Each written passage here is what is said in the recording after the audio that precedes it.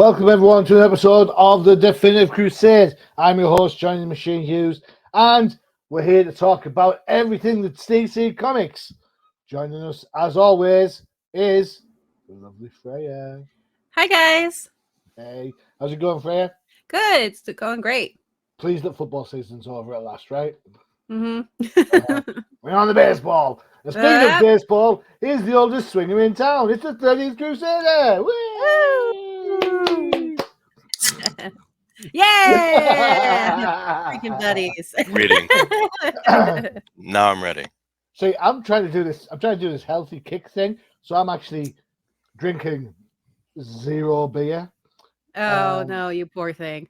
I know, that's what I think. But then after looking at some of these books, I feel that a couple of the presents that my wife has bought me recently are going to get a good seeing to misses. I am talking about this lovely Batman stress head ball she bought me. Look at that.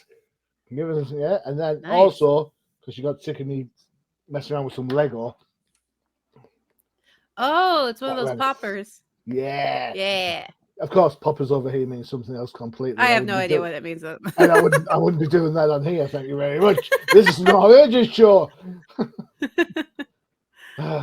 Big news out of DC this week has seen DC return to the traditional new comic book day of Wednesday. How does this impact everyone? Well, for me, it doesn't impact me one little bit because it's always been Wednesday in the UK. So it never changed when they went to Tuesday. How about you guys? Do you care at all? Nope. Not really, because I can't go get new comics until the weekend anyway. Okay. Nice out. 13? Doesn't matter to me. Oh, you sound forlorn. 13. Did you not get 13 Valentine's cards last month? I did. You got 13. Woo! 13 lines on one card. I was going to say, easy Tiger. You don't know 13 people that like you. Never mind getting a Valentine's card. And it was a shopping list, so. Oh. Do this. 13. I'd love some wine, some chocolate, some flowers. I got a really elaborate cupcake. That's what I got. Well, my wife and I, we don't do Valentine's because, for no other reason other than we think it's a big cheesy cornball thing. However, our actual anniversary of getting together is the 16th of February, so we went out to a swanky hotel and stayed there on the 16th. Ooh. So there you go. That's nice. Yeah. Interesante. Mucho. All right, okay. Enough shenanigans. It's time to talk comic books. And kicking us off this week, because he's returning, and he picked the oldest book of the batch that we've got to look at this week. It is the 13th with Batman 144 Joker Year 1 Part 3. Thank God it's ending. This is written by Chip Zdarsky, art by Giuseppe I'm going to say Kamanakuli, but I probably said that wrong, and Andrea Sorrentino. Stefan Nissi and Andrea Sorrentino provide the inks. Alejandro Sanchez provides colors with Dave Stewart, and Clayton Cowles provides letters. So let me start. 13. What is with this homage to the Killing Joke cover? Exactly. Took the words right out of my mouth. Sorry, and it's funny that you said it doesn't matter what day books come out or when do we go to a comic shop. I actually read this at a shop yesterday. Whoa! Do you want to know what I did right after? I don't know, the Domestos bleach bottle label to see if it would kill you if you drank it. I put it back on the shelf. Well, this is in my to pick up pile from Forbidden Planet, who, by the way, still haven't got in my Batman and Batgirl, Batman and Robin figures yet from McFarlane. So I'm very, very annoyed at those. It's forbidden for you. It's a planet of forbidden things. Talk about the book. So clearly this is a part 3 of a part 3 of a year 1 story for Joker. So I had to do a little bit of research in reading part 1 and part 2. So I will get the nice stuff out of the way and then I'll tell you my critique of what I'm seeing here. I think the art, I'm going to start there, was stronger in part 1 and part 2 for sure compared to this issue. And I think that is due in part where some of these scenes, it feels like I'm looking at sketch art more than anything else. Mm-hmm. And in some places, especially in part 1 and 2, it seems like you have fine art going. Mm-hmm. Very wowed with some of the level of detail that was presented in there. But what do I like about comic books? It's not just about the art and the fancy colors, it's the story. Mm-hmm. So the title already gives it away. A Joker Year One. Um, okay, why not? Batman has a year one, a year two, and Robin has a year one, and who knows who else. So why not the Joker? So I'm of two sides to this. That's Two-Face year one, not this. Yes, and I'm not gonna put it in a riddle. Oh, good So Oh God. no. I Wow, look wow, at wow, this wow. as how do we benefit from this, right? Because you're right, Johnny. Like this is Killing Joke, lots of Killing Joke references in here. Mm-hmm. In fact, in this particular issue, um, was it in this issue or one of the other ones? I can't remember. There's literally panels from the Killing Joke, Yeah, it's the first part. kind of Yeah. like, oh, this is like the sequel of Joker Year One and whatever. So Mm-hmm. here's the thing, and we've talked about Killing Joke a number of times, and it's a controversial book, whether you love it or hate it. That's just a fact.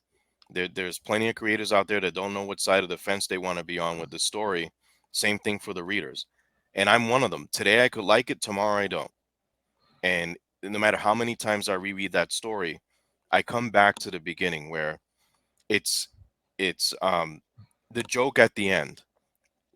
Almost feels to me at the Killing Joke, and I'm just going to sidestep here for a second. Why would Batman laugh? You're almost reconciling with a homicidal maniac. That's my feeling on that. The Killing Joke to me also was supposed to be a sidebar story that now eventually became continuity. Mm-hmm. So that introduced a level of darkness that we were starting to get accustomed with back in those days, right? Because you have Frank Miller Mm-hmm. Batman and all this other stuff. You have Killing Joke. How dark can we get? Once you start going dark, like how far are you going to go? And if you go Mm-hmm. to the ultimate end of somebody dying, it kind of cheapens um that experience, right? So we're talking about Batman and Joker here, right? Because Joker in a way was created because of Batman pushing him into a vat of acid, and thus the Joker is born and all that stuff. Or was he Joker already and the vat just gave him an excuse to unleash himself? Mm-hmm. So you have this like deep psychosis going on, and it's misery porn is what I'm reading with this Joker Year One. Hmm. I get that, the Gotham's infected with Joker toxin and things like that, and Batman's recalling things, and early days of Jim Gordon and dealing with the corruption of the police department. And Batman's like, how long are we going to keep doing this? We've read this before in The Dark Knight. Here it Mm-hmm. is again. And I think the best part about this story is really the experience of Jim Gordon through his eyes. But as far as Batman and Joker are concerned, I'm of the camp that I like Joker's origin story better when there was no origin rather than here Agreed. Mm-hmm. another explanation into what could have been. Yes, Joker's a nut job. Even if he tells you, I swear my name is this, he might not even remember. So how could it be true? Mm-hmm. So I think some things are just best left untouched. And again, the level of psychosis, the level of darkness, how far are you going to go? So I feel like the cover in itself, say Joker Year One, you're like, wow, if you've read Batman Year One, you're expecting a lot of detail about the Joker. But the problem with the Joker is that he's not going to know that detail if you're presenting things from his perspective. So Mm-hmm. why even go there? Mm-hmm. So that's my take. I think Chip Zdarsky, though, I'll give him credit. This was a good script.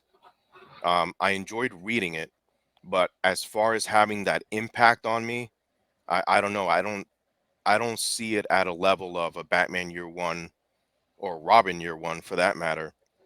And then the subject matter is the Joker, and then you're resurrecting the Killing Joke because it's once Killing Joke was introduced into comics, that kind of broke us into that darkness, and we're never going to get we're never going to go backwards from that, right? We're never going to go to Adam West campy Batman. Oh, why? Oh, I love man. that. I love it. Oh, No, I would but buy think that. about it. Campiness. Yeah. But think about it, right? Like there's the Adam West of Bright Knight, and then there's this level, like Killing Joke level, and or this.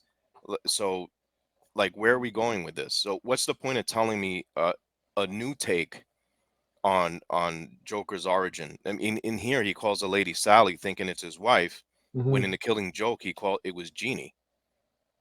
So, is the inconsistency his Joker psychosis? Or is it us as the reader being told, like, no, this is how it went down? What universe are we in? So now you start asking all these. I have more questions than I do answers. But again, I feel like the strongest part of this story arc so far is the Jim Gordon aspect of the Red Hood gang, which was true. So, okay, you pluck that. You pluck that the Red Hood gang was a new guy every time and new members, and you didn't know each other's identities. Well, here they spun it for them to be cops. Okay, you know what? The tip of the cap for you. But as far as the Joker's origin, we already know he's nuts. And the thing that bothered me the most is some character, I have no idea who he is, that so-called trained Batman and then trained Joker. Yeah. It's like we're going to treat it like Batman and Joker are two sides of the same coin. You know, I don't know if I agree with that. So, you know, they each went through their own traumas and things like that. But I just felt it's more noise than anything else for me. It's like, what are you going to tell me about the Joker that's going to wow me without revealing his origin and saying like it's gospel? Yeah. So, you know, that's my approach to it. Couple of interesting points there that I will kind of pick up at when it comes to my turn. Freyja, Yes. what did you think of this book? Because we looked at the middle part of this, didn't we? Last time. Yeah, we did. And we were kind of like the kind of avant-garde art style with the Joker coming out of the river, kind of like shocked us and everything. We're like, wow. Kind of scared me a little. we looked how Selena Kyle looked in the book. Yeah. This book, is right. I mean, those middle pages in the police station do feel a little less, detailed, I suppose, than the Batman '89 inspired art for the rest of it. Yeah, so I agree with 13 about a lot of things. The art in this one, I just the change in the art style just kind of throws me off every time I'm looking at these books, because it goes from like this nice dark, more detailed, gritty art style to normal comics. I'm like, it just throws me off every time I'm reading it. And the Red Hood gang thing and like Gordon, I thought that was the interesting part as well, but I don't think it should be part of the story, in my opinion. I think it should have been its own thing. I know what they're trying to do, but it's just too,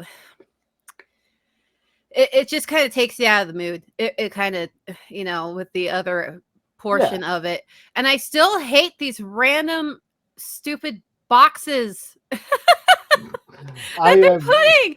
And I was like, why is there a random orange square when Red Hood and Batman's choking out freaking Red Hood? Like, it takes me out. I'm like, now I have like a freaking camera zoom finder, whatever. And it bugs me. I was like, why is that there? Did like the editor miss this? Why is this square? It's on like page 16 or something. And it's just this random ass orange box. No, not that one. I'm talking below when he's choking it. Yeah, that right page. Go back. It was the right page, but not the right panel. Go that right. That orange box. I think it's to draw your attention to the fact that he's sticking him with a syringe, isn't it? Okay, I'm not a toddler. You don't need to draw giant red arrows. But like, look here. I'm not fucking stupid. I'm not the editor. Sorry. It's one of those things that takes you out of the moment. I enjoyed that though, because you enjoyed it. No, I didn't enjoy the box, but I enjoyed what happened to Jason. Well, yeah, I did too. But like the box, Matthew's not here, so we can diss Red Hood. I'll be like, go. Yeah, for sorry, it. Matthew, but like I like his costume in this. The design for Red Hood, yeah, really well done. Props to that. But like, it's just dumbass box. I'm like, oh god, well, like who makes these decisions? Who made this choice to put the box there? It's just so stupid. And I'm like, okay. And then the bats thing, I'm like, okay, fine. The cure for Joker and the I love you. It just takes me back to the freaking Lego Batman movie. It's just like, I'm like, I can't take this seriously. And that just kind of takes me out of the moment as well. It's like, I love you. I'm like, no, fuck that. I'm freaking Lego Batman. But it's just, and then I did like the scene. I like the where he has the speaker and he's riding the horse through Gotham and he has all the bats following him. I thought that was a really cool picture, or not picture. It looks just like Batfleck in there. It does. I had no problem with Batfleck's design. I'm just gonna straight up say that I had no problem with that. But like, I like that, and it was the same thing with the last one we looked at, like that when it showed like Catwoman. It was just so well done. I'm like, oh, that's so beautiful. It's the same thing with this one. I wouldn't mind having this just up on my wall. It's just Batman with a bunch of bats. You know. Well, if you want, there's a comic left on the bookstore down where 13th goes. You can pick that one up and chop it up if you want. Well, I would need to blow it up and like, get rid of the text and But I thought that was, if they made it into a poster, I'd buy it, But I thought that was really well done. And I enjoyed seeing Selena again and a cute little hug at the end. But overall, I'm happy this is over. I wish they had just stuck with this like dark, gritty art style throughout the whole thing. I think it would have worked better and less jarring. And yeah, there was a lot of throwbacks to the Killing Joke. I thought the Killing Joke was fine. I didn't think it was like the best, ever. And I really wish people would move on from it, but here we are. 13 already kind of covered everything though. So is the horse's name Nightmare? Yes. It's better than the what was it? Bat horse or whatever. The Bat Steed. That is a joke. Hey, he has Bat Cow. Why not? Yeah, that's a joke most full. Okay, right. Got rid of that one. So here we go. Sound system on his ass. Are we done? Yes. Sorry. We're done. Sorry, Dad. I'm sorry. Oh my God. All right. You guys jockeying for all your opinions. It's killing me, man. Jockeying? No? Okay. It's like that. I have no idea what that means. Jockeying. It's jockey to ride a horse. Oh, okay. Okay. All right. Okay. So, I get that every now and again you've got to throw in a Joker story where nothing bad happens because that then ups the ante for when he comes back and does something really bad. That said, I'm up to my back teeth with the Joker. I don't need, as I said last time, I don't need a definitive origin story for the Joker. I don't need to see Anakin and Obi-Wan fall out. I don't need to see that. I know it happens. That's it. Job done. This I don't know what the point of the story was at all. But it's funny because 30 meant a couple of things like the interesting bit was the Jim Gordon thing, which is an absolute parallel to Batman Year One because it's as much a Jim Gordon story as a Batman story. So I thought that was an interesting observation for sure. And we talk about not letting the Killing Joke lie, and we're resurrecting it to talk about it some more. Well, if you look at these books that we've chosen, 3 out of 4 are resurrected ideas. You've got the Killing Joke, you've got Sanctuary, and you've got the Dark Metals, if not Nightfall, in there. So it's like, come on, DC, put your finger out. Let's have something original, please. I didn't mind as much as I prefer the dark, gritty art for sure. I didn't mind the script in the Joker with these really bad jokes. I thought they were that absolutely spot on. Got bit because he wanted to see if it tasted funny. Just made me laugh so much. The whole like don't move, get up or whatever it was. He's like, well, how can you do both and stuff like that. It's just such daft jokes that made me laugh. The rest of it, there's a scene in where Gordon. What happens here? Has he shot him or has he choked him out? I don't understand. Is it because they're fighting for a gun? Is he being shot? Is that what that implies? because the transition between that and to that doesn't help you at all.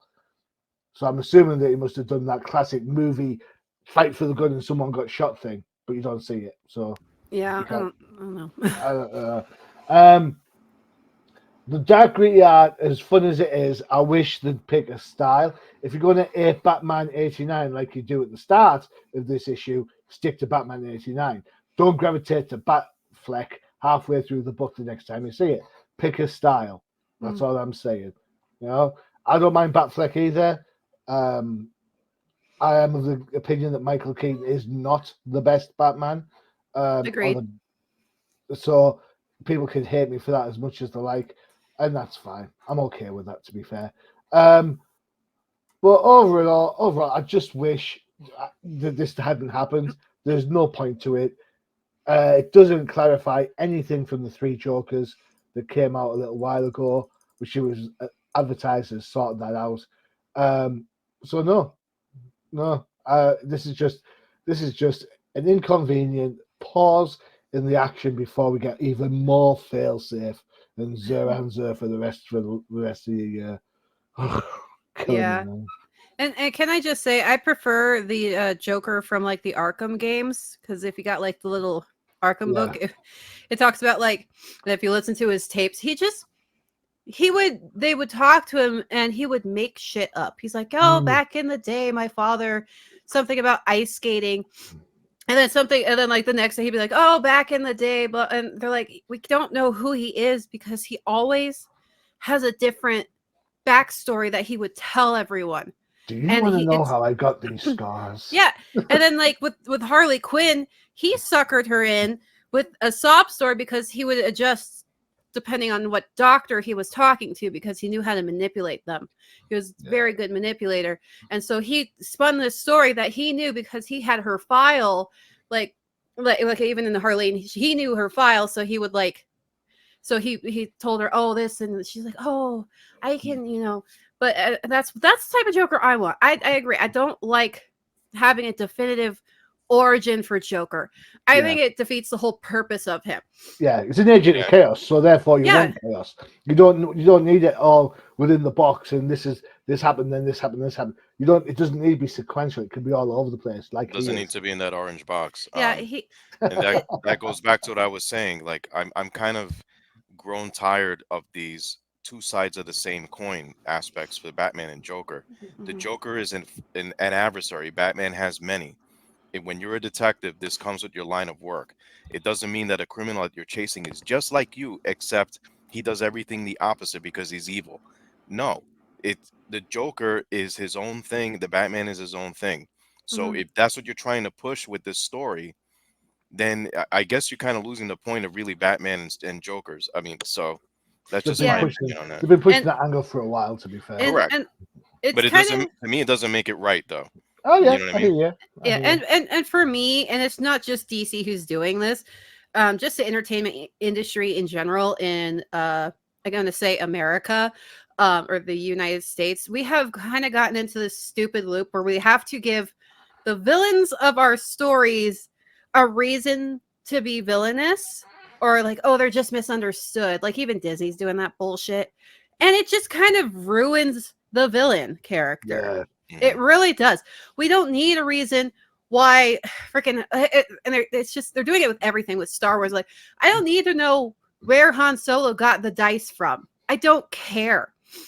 I don't need to know where he got the ship from. I don't need to know why this character wears this. I don't need to know why their favorite food is this. I don't give a shit. Han Solo's dice came from Jabba the Butt. Right. Next book. I agree with you wholeheartedly. There are things that I think.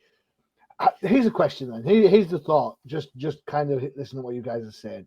Has the entertainment industry, including comic books, become so saturated with a lack of original ideas that creators are now hooking their stories on the merest, smallest little insignificant detail to try and get you back into it?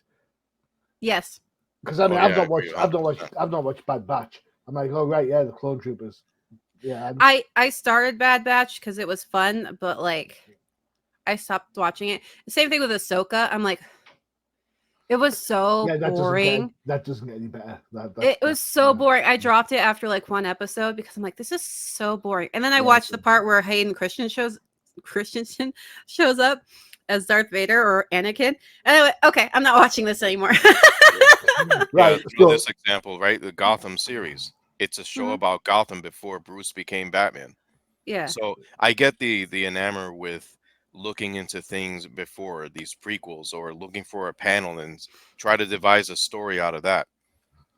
It's not always going to work. And I think in the Batman world, like Johnny said, this has been done so many times, but now you're infusing two legendary books, in my opinion, whether you love them or hate them. They definitely did something for the industry in Killing Joke and then Batman Year One, The Dark Knight. Why would I want to reread a different angle of that? Yeah. So do something original that says, okay, this happened during this time frame, Jim Gordon's second year, or hey, here's Jim Gordon Police Academy. You know what I'm saying? Something. Don't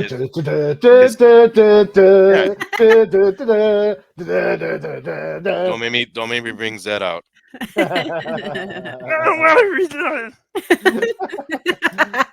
And the level of fast has returned. All right, next comic book. Sorry. We're gonna have to go something to fit this into an hour now. That's all I'm saying. Okay. All right. Thankfully, Freyja's book doesn't have a lot of words. So Zed was Jim Gordon when he was younger. Yeah. Okay. This was one of my choices. I think it was. What is it? Green Arrow #9 of 12, written by Joshua Williamson, art by Sean. I'm going to say Izaxi. Romulo Fajardo Jr. is on colors. Troy Paturi is on letters. It is Green Arrow versus the Wall. And oh my God, Freyja, Heroes in Crisis is back. Really? What did you think of this book? Well, it's a book. I know Peacemaker's popular right now because John Cena and all that in the show. I don't see it myself. I don't either. I don't like Peacemaker. I think he's an annoying little shit, and I say that because he's a massive douchebag. But I have to say it quickly because you brought up Peacemaker. I play Injustice 2 on my mobile, and the league that I'm in, they'll talk all the time on WhatsApp and stuff. And you know the Peacemaker card is there. You can try and get it if you look for it. I'm not sure if I'm not going for it. I don't know if anyone of my gang is going for it. I say my gang, not my gang, the Swedish gang. But hey ho. So yeah, I don't understand the fascination with it. I don't either. It's just that I don't know. I'm also sick of Amanda Waller. I'm just like, can we please move on to someone else? This is the big event, though. This is. I know. I know. I'm just so sick. Like I'm sick of Joker, and I'm sick of Amanda Waller. I'm like as everyone, and I don't know. It's the artwork was fine for the colors were nice. The colors were nice. Use of lighting was nice. I'm just sick of Amanda Waller. Green Arrow. I mean, I've always kind of had a hit and miss with Oliver Queen. But like. And then we're going back to Sanctuary, like you said, and I'm like, again, why? My question is, if you want something stolen, why aren't you asking Catwoman to do it? Well, or Black Mask or someone. Why do we have to have? Yeah, why do we have to have a Justice League member? There's no Justice League at the moment. I know, but that's like, just do it yourself, Amanda. It's not like you had. It's just. DoorDash a killer. So Diggle's back. An interesting fact about Diggle, I say every time I talk about Diggle, the comic book character. In the TV show Arrow, Diggle was created as a homage to the writer Andy Diggle, who had a great run on Green Arrow. So now it's art imitating life. No, art imitating life. There you go. With the inclusion of Diggle in this book. Just thought I'd say that. Cool. Yeah. No one's like, what? I have no idea. All right, cool. So I thought the book was... Oh, look, this looks like one of those random squares there. Look, just there. that you love so much. I freaking hate them so much. I didn't mind this book at all. I don't mind the shenanigans with Waller going on in the background. I think it's the only thing that's making Titans readable right now. Titans is on my to drop list soon. But I'm going to stick around for the event and see what happens. I like Green Arrow. I like Green Arrow the last series that came out, when the art was a little bit more quirky. This is a little bit more standard and straight in your face. No, I thought it was a decent read. I was surprised when I saw the Sanctuary thing at the end, so that'll be interesting for about 30 seconds. But I don't. Yeah. My question is this: who do you think? Because Waller says that she had a benefactor, a mysterious benefactor that brought her back to Earth. Who do you think that is? Lex Luthor. Too obvious. 13. What do you think? It better not be Vandal Savage. It's not going to be Vandal Savage. All right, cool. Talia al Ghul. I think it's Darkseid. Yeah. I think it's Darkseid. But, Mongol. no, this plan's too clever for him. All I right. know. 13, what do you think of this book? Baby Darkseid is the malevolent force behind everything. Baby Darkseid. And Boss Baby Darkseid. Yeah. Right, you're killing me, man. You're killing me. So come on, talk about the book. Yeah, so I'm trying to find something nice to say. It's tough. Just skip it then. The cover, The Devil's Bargain, throws me off a lot. Amanda Waller is not a devil, and neither is Green Arrow. They're both human. Let's start with that. Really? Secondly, regardless that's the thing you're going to hold up against. Well, no, I'm going to keep going. So, I get that they've taken over the Hall of Justice and whatnot and everything like that, but I think that the point that you guys are trying to allude to earlier with why Green Arrow is because it's a big name. It's Amanda Waller is all about control. So if she can control one of the leaguers or a former leaguer, that's big. That's good for her. And she always likes to have an upper hand on somebody in one form or another. She already has Arsenal in her group. So she's already controlling the league then. Correct. So why not? And the thing is with Oliver Queen, he's always going to lend an ear. That part of his personality is true. So I get that. After that, nothing else is really consistent in this book. Taking over the Hall of Justice and trying to execute whatever plan she's got up her sleeve this time.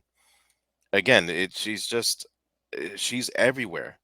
This force is everywhere. The Suicide Squad or this or that or Peacemaker. How much more are we going to be getting of Amanda Waller? The problem I have with Arrow, as I've said many, many times, he's just a guy with a bow and arrow. So they have to do something interesting with him. So they've tried, his origin, lost on an island. He had to learn. He survived. He did that. They tried the millionaire angle. They've tried trauma angle. They've tried Black Canary or romance. They've tried be a jackass to Batman and the rest of the Justice League during the Satellite years. So here we are with Arrow, and this doesn't even begin a conversation for me to even look this way to read this book. It really doesn't. One of the pages here where it says Arrow versus the Wall, where it shows the credits, there you have it right there. I'm surprised you didn't catch this, Frey. I mean, I didn't know your skin could do that when you're skydiving. The left leg, the right leg's the one that's wonky. Yeah, I mean, I thought he was becoming Atlantean or something like that, but that's like I couldn't get past that page quickly enough. But yeah, I mean, what's wrong with it for you? Just the leg or the skin or what? I don't... Everything. The art is well, I don't apart know. from the leg, what am I seeing? Well, I don't see what you're saying. He's skydiving from a plane. Yeah, you don't see the jaggedness on his skin. That's reflection, is it not? Huh? Is that not the moon reflection? If it's the reflection, then why isn't his face mask all distorted? Yeah, it's showing that he's all jaggedy. I see what you're saying, but like I'm kind of used to that look because manga does that a lot. like when you're creeped out or something, they have them like it's to represent like goosebumps or something. So I just kind of glanced back past that. But yeah, it is kind of weird in an American comic to see that now that I'm thinking about it. It's kind of weird. It is weird.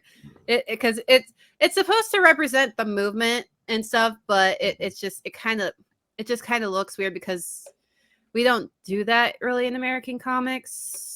Not that I've really noticed, but I just kind of glanced over it. But I didn't even spot that. All right.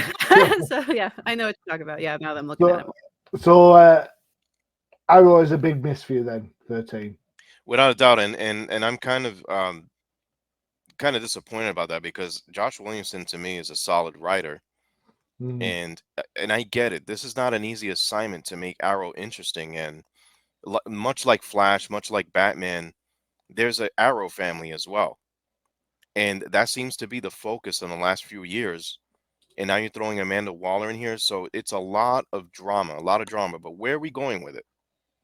You know, has Ollie not resolved his drama yet? Like, when are we going to get some sort of adventure other than infiltrating your old home? You know, of all the heroes that have to go back in the Hall of Justice, you have to pick Green Arrow because thank goodness Batman put this secret door to get in here. You know, Superman will never come in here. So, huh? Yeah. You know the comic books, right? I know. Yeah, but I don't know. I didn't like the issue at all, and it's an issue 9 for Green Arrow. So, just with that alone, I'm very worried. What's the direction with this? We'll find out in 3 issues' time, I guess. Yeah. All right. Time for. Yeah, I'm going to pick it on purpose now. Right. Time for one of our adverts, one of our other shows. Where should we go? I'll tell you what, we'll do the Toyverse. It's Crisis in the Toyverse.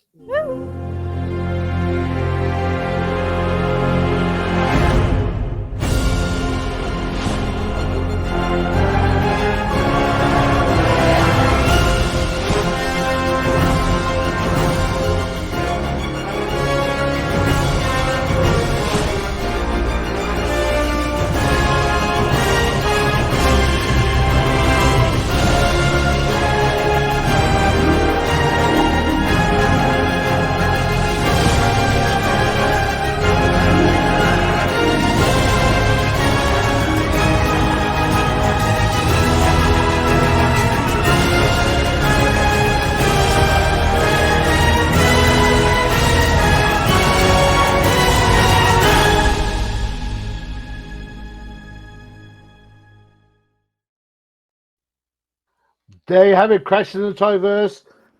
Good to see on that show that Bobo's getting them plenty of McFarlane toys. I'm trying to buy the damn thing, not get a freebie. Send the toys!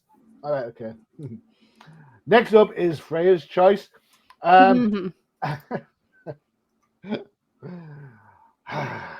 Gratuitous boob windows ahoy! It is Power Girl Uncovered. Now, yay, boob windows! This is a collection of classic Power Girl covers. All right, so time's a bit of a constraint. So what we're going to do, we're going to go through and we're going to go yay, nay. All right. Yes. Happy? All right, cover. Yay. I like the use of lighting. Agreed. Okay. No. We're ignoring this panel because it pisses me off. Quick. Do you like the Otto Schmidt variant Power Girls? I don't mind that one, actually. I actually like this lineup. I'm lukewarm on it. It's interesting to see all the different outfits yeah. I like seeing all the different outfits. Yay, the classic! Yeah, gotta love the classics. I think I own that book. I own that book. You do? Sweet. Yeah, cool. I own this book as well. This is World's Finest #1 that came out, and it was terrible. I'm gonna go with nay on this one. Yeah. I like George Perez. I didn't really feel this one at all. It's a later George Perez. Justice League Europe. I love the 80s-ness of it. Yeah, like when she was Atlantean. Oh, yeah, God. I mean, I don't like that aspect, but I like the 80s-ness. And she was sleeping with Green Lantern, Hal Jordan at one point. Yeah, I agree. Yeah, I agree. I like the the old school look of it, but I just hate this era of Power Girl. Yeah. Classic JSA Thanksgiving cover. I'm gonna go nay because like the Wonder Woman's face really just All right, it bugs okay. me. Yeah, nobody's looking at her eyes. Tell you that for nothing. And I don't like it because I don't stand like the Atom when somebody's giving me a big piece of turkey. Yeah. Infinite Crisis. I mean, the boobage is nice, but everything else bothers me, so I'm going. Yeah, I'm reading this. I'm rereading this recently, and I came across this panel, and the hands are just out of proportion for everything else. Yeah. And the itty bitty waist just doesn't do it for me, I'm afraid. Yeah. Yeah, I don't like Superboy Prime's look either. Mm-hmm. Jay Lee, is that Jay Lee? Yeah, Jay Lee. Yep. I like this one. I like this one a lot. A World's Finest. Batman, Superman. Sorry. Yeah, I like this one a lot. Batman's fighting Huntress back there. Amanda Conner, Harley Quinn book. I don't like Harley Quinn, and this is just pissing me off a little bit. I would have dropped her. Special. I'm going yay because I like the designs. I'd say yes, but I would have expected Fire to be a little bit more curvy, considering she's supposed to be Latina. Yeah, they did her dirty with that, but yeah, 13. They burned her. Hey. Yes, I love anime style, so this is totally my thing. And she's leaning forward, so you can get a nice shot of the cleavage. I quite like the Supergirl at the back, actually. Yeah, she's fine. She's great too. This is missing an orange box in the middle, so you know where to Don't focus. know. The recent number 5, which we reviewed on the show. Gary Frank. It's cute, but her face bothers me. Classic Adam Hughes. JSA Classified. I'm not a big fan of this one, to be honest. I see it way too often. But I don't. Well, I have an issue with the her suit near her, like in between her legs and her pelvic area. It's just the lines kind of look, because one's just like nice curved, and then the other one's like, it just bothers me. That screams editorial interference on that one, I think. It bothers me. Classic Justice Society pose. Yes. And Alex Rose, Alex Ross, sorry, that's a yes for me. I like the way the belt hangs like that. I've always liked it that way better. Yeah. Alex Ross did a whole range of these types of covers. I think it was the first 12, 13? Was something it the first like 10 or 12 that he did? Yeah. Yeah, something. And another thing I'll point out with this cover, the cape reminds me a lot of Captain Marvel or Shazam. Whatever Yeah, it's called. it looks. Yeah. Classic Amanda Conner cover. I'm going no. I'm going yes. I have the Amanda Conner run. It's class. No, I don't like that armor on her. Makes no sense. Where would she need that? And why would you need belt buckles on your boots? I don't know. Maybe that's just me. That's just a style thing. I have plenty of boots that have a lot of belt buckles on them. I see. There we have Sammy Basri, who took over. I like the use of color. I like it kind of muted like that a little bit. Yeah. And yeah, I like this one. Cool. 13. I dig it. Another Adam Hughes. Oh, sorry, no, Warren Lowe. This one I'm gonna go. Okay, so the top part, like her face, is fantastic, but once you start looking at the proportions of like everything else, it's a no. It's a hard pass for me. Yeah. Too Taylor Swifty for me. Teeth swizzles. Yeah. Just shake it off 13. Shake it off. The return of the boob window in World's Finest. I love this cover. The lack of ass bothers me. She's kind of whoop. She got a saggy. Depowered girl. Yeah. I like that cover. That was my phone save screen for ages. Yeah. They just need to bump her butt out just a little, get some curvature from her. So send it to me, I'll fix it. Just a little bump. Just a little bump. So it doesn't like just go straight from her Wrist back. or mix a lot. Yeah. I like this one. No, pass for me. I kind of like seeing the muscle. I like it. Her face is too small. That is true, though. Her head is too small. Just put a sticker where her face That's is. because the Atlantean headband she used to wear was too tight back in the day. I like this one. Nice. Yeah, this line. one's great. This one's I do like this one a lot. Yeah. The proportions are right on the money. Yeah, spot on. my And opinion. it's that it's the stretch. And this is gonna sound like so wrong, but it's how the fabric stretches. Like across. Where's my mouse? I was going here. It looks chest. more realistic. Yeah, a little bit there, of course, but here, like here on the curvature of the ribs. Wait, can you show me that again? Curvature here of the ribs. No. Where were you earlier? Here. Across Oh yeah. The Can you, cleavage. can you go over that again, please? No, easy, Tiger. It's not that type of show. Yeah, and she has the nice cape and no armor right there. I like this. And the artist's name implies what some guys may do when they see that picture. Yes. I like this one too. Stanley Archer does great work for the majority of the time. Agreed. The guy can draw. Yeah, it's beautiful. There's no ifs, ands, or buts about it. This is definitely something I would buy at a convention if I saw it. Yeah, it's very matrixy. Quite like that one as well. Yeah. Did she marry Matt Murdock? Married Neo. Neo. Anime style. Right, so I bought this comic, and this is the cover that my wife chose. She said that's the best cover to get. So there you go. A little too dark around the eyes, in my opinion, but the left arm's a little bit proportionally out somewhere. Yeah, it's kind of getting sucked into a wormhole somewhere. Yeah, I know they have to show like perspective, but I like the pose of that, but it reminds me a little bit of a Michael Turner, but with more inks. Yeah, that's a shout. That's a shout. This one's beautiful. I like this one. Agreed. Very pretty. The boobs don't seem natural across here. It's kind of just boobs. I'm not gonna complain about that though. Thick legs. I like some thick legs, but it's a little too much, I think. I do like the jacket. Anime fur. I don't like this style. No. Me either. Two Battle of the Planets. Terry Dodson's and Rachel Dodson. Supergirl looks way older than I was like, she looks like she's in her 40s. Yeah. Here. Quite like this one. Yeah, this one's nice. I like this one too. I'm not feeling this one. Is it the hair? It's the glasses. It's the John Lennon glasses. No. I love this. I love this one. The bump on the hip kind of bothers me a little bit, but I get why it's. No, it should be up higher. I'm just nitpicking. It's just kind of it draws my eye, and I don't really like it. Other than that, it's a great cover. Awful. I don't like that style at all. This is very like Trigun-esque style, so I kind of like this one a lot. Not my cup of tea. But it kind of looks like, high school. This one, she looks older too. She looks like she's in her like 40s. But I do like face. I like the gym, 13, jump in anytime, man. Yeah.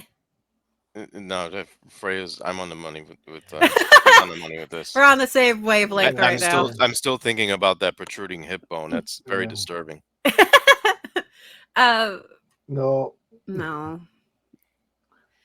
I think that the face pose would make somewhat sense, but her hand, her left hand makes no sense. Her right hand makes no sense. What's it doing Both of there? them. Well, her hand placement still it's makes not sense. finished. It's like a Liefeld effect with the hands. Yeah. So there you go. That's the Power Girl Uncovered. Now it's entirely up to you whether or not you buy that book. Of course, it is like everything else, but that is what you'll get. Loads of the covers, the variants, some of which you might not have been able to buy because they're 1 in 25s or whatever, 1 in 50s. Yeah. So it's a great way for you to try and buy those and stick them in a book somewhere else to go. Or you put them in a frame and like I did with that one up there. There you go. Yeah. Oh, there you go. Cool. Good shout. And now for something else entirely. Our last book. I would like to apologize for picking this. I'll start this now. I don't know what I was thinking. I must have been high on cough medicine or something. I don't know. A lack of alcohol in my alcohol-free beer has affected me somewhat. Detective Comics 1082 in the story that never is going to end. Honestly, it's starting to weigh me down. All right, so written by Ram V. Riccardo Federici is on art with Stefano Raphael. Lee Ruffridge is on colors. Ariana Meyer is on letters. This book is Ram V's version of Nightfall, Nightfall Quest, Nightfall Crusade, and throw in some dark metals, and that's what you've got. Oh, and spend some time playing Batman Arkham City, specifically the Ra's al Ghul section where you're in the desert. That's this book. Just when I thought this book couldn't get any crazier, it goes all super surreal, and it has no continuity to it. His hand's not the metal hand that he has in Batman. They make reference to the demon in him from Dark Metals. So we've had, so far this pod, we've had The Killing Joke, Year One, Dark Knight Returns, and now we're Dark Metals. It's like, are you kidding me? Really? The interesting bit, the best bit in this book for me was the Cassandra and question stuff. And even that wasn't artistic, fantastic. But it was interesting, and I could forgive the 9-panel pages, which is a hard thing for me to do when you see how ununiform everything else is. The art, I think, tries really hard to be clever. And I want to like this book. I want to say this is a thinking man's Batman, or a thinking person's Batman book. If you want something that says something, that has weight, that has gravitas, that has a point, buy this book. But I can't, because this storyline's gone on for so long, I've lost the point of caring. I have no idea, nor do I care, because at some point, it's Batman. The button's going to get reset. So whilst it's all well and good, can we get there soon, please? Thank you. Oh, we've seen the button a few years ago too. Sorry? The button. The button. 13. What did you're quite through Power Girl, so you can go for this one. You can start us off. I think the Power Girl was false advertising, because I was like, "Ooh, uncovered," and I opened. I'm like, "Why does she have her clothes on?" I was kind of, yeah, I agree. I was kind of hoping it was like the Nightwing doing a pole dance. I was hoping something like that. I'm like, oh, this will be fun. I'm like, oh, hasn't there been? Oh yes, I forgot to tell you. I picked up the Birds of Prey. Sorry. Winter special. You know where they're all in the hot tub. Mm-hmm. Interessante. I think I agree with you quite a bit here, Johnny. I think I like the art in places better than I do in like you said, with the other tales going on. But it's the other tales I wanted to read more, because I like the question. Yeah, me too. And and Cassandra Cain, I feel like the spotlight's not on her as it used to be years ago. But but getting back to Batman, I mean, I think at this point in time, he should reach out to another universe and sit down with Charles Xavier for a mental examination, because how much more is he going to endure? Yeah. This is like a psychological trip that, kind of like what I said earlier, this is, how far are you going to go? Is Batman some sort of a psychiatrist or what? Or does he need, we know that he's different than a lot of other people. He's supposed to be a genius, but dealing with this level of psychosis is crazy. So I don't know. That's this story. I am absolutely lost. Absolutely lost. This did not feel like Batman at all. Do you know how bad it is? I buy this book. I buy Detective Comics because I love Batman, and this book is one of the first ones that I read every time I buy it, and it doesn't sit there waiting to be read like the bloody action comics that I've got from God knows when. This is it's Detective Comics. I love Ram V's other stuff for the most part, apart from his Catwoman. So I'll pick it up and I read it cover to cover, and I get to the end. I'm like, I have no idea, and I've been reading it. I've been reading this book. This isn't just like a one-stop shop for me. It's supposed to be a flagship book, and it totally is not. I'm invested, and I'm still lost.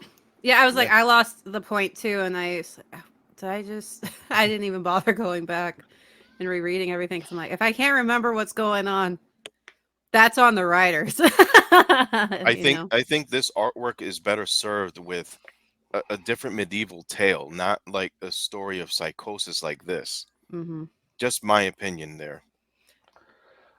I think if they wanted to do something like this, why did they just black label it up and go balls to the wall? This I don't know. I mean, the protagonist, so in Batman you've got Zera being the bad guy in his head. In this, you've got Dr. Hurt in his head, as well as Barbatos the Demon. It's like, how many different ways can you spin the same story, DC? How many ways? Yeah? Yeah, it's At least 13 times. at least 13. Yeah, but I don't need to read it 13 times. That's very Yeah, much. it's So just- I think, well, let me just check, because I'm sure I've read somewhere that, Ram's leaving. Let's check it out.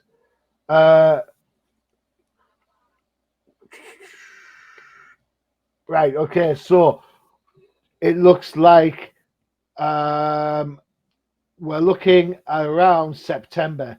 1089 will be the final issue of Ram V's run. So what's this? 82. So we've got another 7 issues of this to go. Yeah. Yeah, this book. All right. Can I go? Sorry. Yeah, go for it. So, because like I said, I just lost what was going on, and I'm not even gonna bother trying to catch up.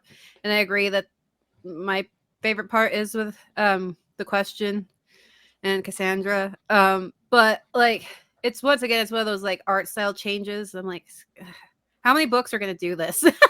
Can't we have just one art style, please?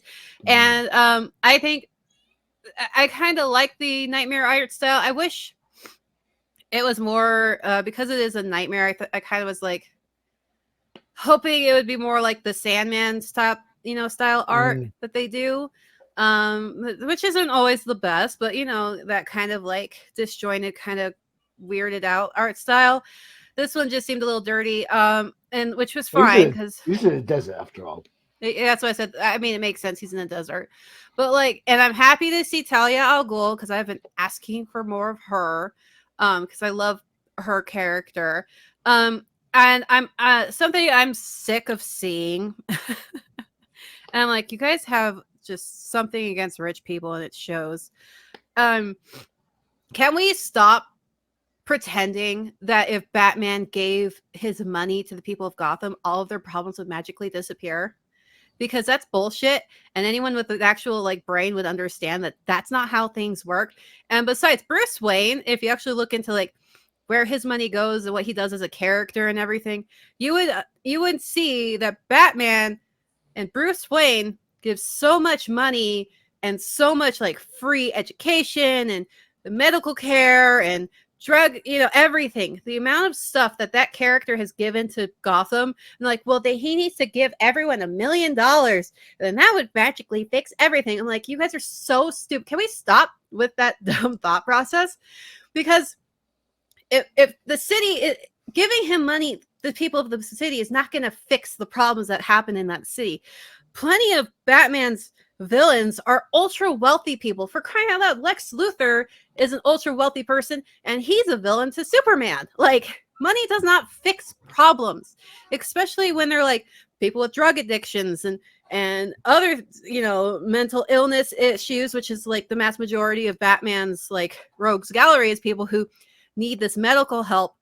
And it's just, it really shows an ignorance to the character. And these are people writing the character. And so it really bothers me because Batman is my favorite character because of, the Batman the Animated Series and how, and I guess the Flash is that way too, and how they get along with the Rogues Gallery and how he generally cares and he wants them to get help. It's just that like, well, you should have given your money away. I'm like, bitch, he gave his money to the Fox family. They gave the money to Lucius Fox's family. What the hell did they do with the money? Were they giving it to everyone in Gotham? No, they didn't. That sounds like a detective comic. And so I'm like, where did the money go? Yeah, I was like, they gave all this money to Lucius's family, and what are they doing? Oh, his son decided to be Batman and become a vigilante again. And I'm like, they did the exact same fucking thing, and they were given Bruce Wayne's money by Catwoman. Well, they didn't give it to everyone in Gotham. They were ultra wealthy people too. Why weren't the Foxes giving all their money to everyone in Gotham and living in a nice little apartment like everybody else? Why is it always Batman has to fix everyone else's problems? Well, here's the question. I couldn't agree more with everything you said. It's just so stupid. I'm done with that thought Mm-hmm. process. In the Catwoman war, Mm-hmm. Selina gives him a flash drive. Yeah. What's on the flash drive? We never know. Lucius Fox's dealings with money laundering. Yeah, probably. The laundering money. Yeah, Where does maybe. it all go? Now we know. Now we know.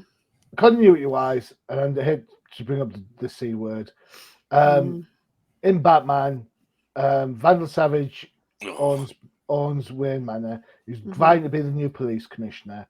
And yet, this book, you think to yourself, well, all that's going on over there, and this has no relevance to anything that else is. Batman's currently imprisoned in a cell with the Joker, and it's just. I get when people want to leave the mark on a book, but at least try and make it entertaining. I mean, for people who read the book, this book's no. I don't know about the bat mask when you're able to see his eyes the way that it's drawn in here. Well, that's a thing. That's become a thing now. So yeah. So yeah, Bruce gets his cash back and whatever, and go from there. I guess we'll find out in the big event. See what happens with that if it does happen. He doesn't seem to be suffering too much without it. Like, admittedly, he still has all these back gadgets. I mean, he did go a large portion of his life living with the League of Assassins. He wasn't exactly living cushy. Yeah. Crazy. Yeah. Right, there you have it. 4 books. Well, 3 books and a poster book, I suppose. There's a lot of dirt on the League of Assassins, as you know. God's sakes.